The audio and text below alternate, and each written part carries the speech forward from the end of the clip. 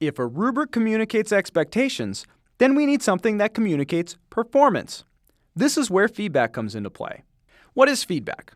Well, its definition is information provided by an agent, so a teacher, peer, self, etc., regarding aspects of one's performance or understanding. The purpose of feedback is to reduce the distance between current performance levels and a desired goal, often articulated through learning objectives and rubrics. Hattie found that feedback is one of the most important components in helping students develop their knowledge. In fact, Hattie suggests that feedback is the most powerful single moderator that enhances achievement. Think of feedback this way. Feedback is the other side of the coin to your assessments. Now, oftentimes, professors will use assessments as a snapshot of learning, like a letter grade, as opposed to using assessments to create this opportunity for feedback. It's important that we provide students with the correct type of feedback in order to grow them as learners. According to Hattie and Timperley, feedback should answer 3 questions. What are the goals? This ties back to having clear learning objectives and providing a rubric for each assessment opportunity. What progress is being made toward that goal?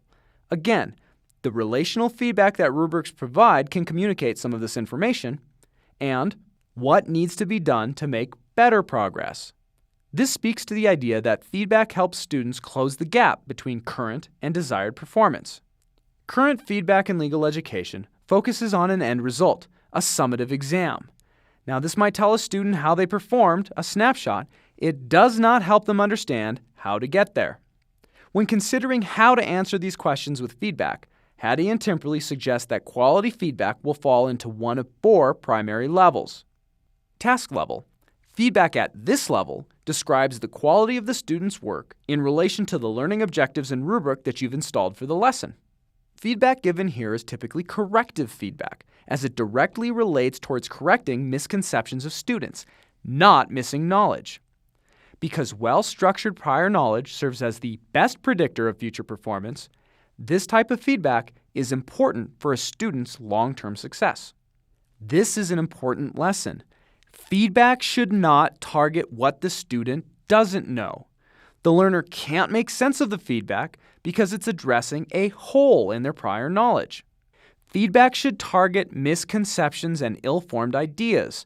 This way, the student has the opportunity to build up a correct mental model that's integrated into their prior knowledge, and this accurate prior knowledge is the best predictor of their future performance. Process level. Feedback at the process level examines whether or not the process the student utilized matched the process envisioned for a given task. This can include the student's error detection abilities and their ability to recognize when more information is needed. This is actually a slightly less elaborated level than the next one. So here's this idea of metacognition again. Feedback at the metacognitive level addresses the student's self-monitoring and self-regulation abilities. And as we discussed earlier, developing a student's metacognitive skills can lead to better learning outcomes. Feedback that is given at the metacognitive level asks the learner to look inward and assess their own work. This will help them develop confidence in future learning tasks and develop their ability to manage their own progress towards a desired learning goal. Learners with poor metacognitive abilities rely far more frequently on external factors and, as a result, will struggle with more difficult learning tasks as they do not possess the prerequisite skills to control their learning or set proper goals for their learning. Now, you may or may not be familiar with this kind of feedback. It takes knowing the student to do well, but once you get the hang of it, it'll come easily. So, an example of good metacognitive level feedback would be, in order to get quick ideas, try reading the paper's abstracts, then draft an outline of your thoughts. Self-level. Feedback at this level is typically given about affect, about the learners themselves. You might already suspect this, but this type of feedback should be given sparingly, as it focuses not on the information to be learned, but about the affective qualities of the learner. Nice work, that's correct, can have a motivational effect, but it does not bridge the distance between our goals and the student's current levels of comprehension.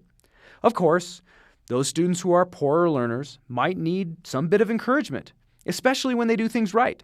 But all in all, self-level feedback should mostly be avoided. How often should we provide feedback? This is one of the biggest dilemmas in legal education. As we talked about earlier during the first year of law school, most courses give a final summative exam. By the time the students receive their grades and feedback, sometimes up to a month after the final, it is of no use to the students in relation to that class. Recent updates to the American Bar Association's accreditation standards, specifically standards 314 and 315, explicitly state that law schools should use formative feedback assessment methods to measure and improve student learning and provide meaningful feedback to students. Formative feedback provides more opportunities for students to see and address the differences in their current conceptual knowledge when compared to the desired goal. These formative feedback opportunities are key into creating better learners. Like rubrics and objectives, feedback isn't the one silver bullet answer, but it is an important and invaluable piece to deep learning. If feedback is directed to the right learner at the right level, they can use that feedback to better engage with and comprehend the to-be-learned materials. For example, students who are low performing need this concrete feedback to help build, and in some cases repair, their mental model to set them up for future success. Keep in mind that feedback is only part of a whole. If the teaching's not providing an environment in which feedback can happen, then you're missing out on a substantial part of the learning process. Feedback can only build on what's already there. You can't give feedback on something that hasn't been mentioned. Though it's a very powerful form of instruction, it happens far too infrequently in education. If you're interested in reading more, I strongly suggest Elizabeth Bloom's recent article called A Law School Game Changer, Transformative Feedback. Hattie and Timperley have also done a lot of work looking into the efficacy of feedback in non-law domains. Their paper, The Power of Feedback, is equally as good. So let's take a minute to go over what we talked about today.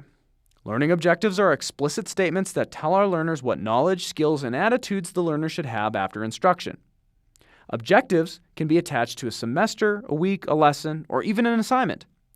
When you're writing learning objectives, make sure they're SMART, specific, measurable, attainable, relevant, and targeted.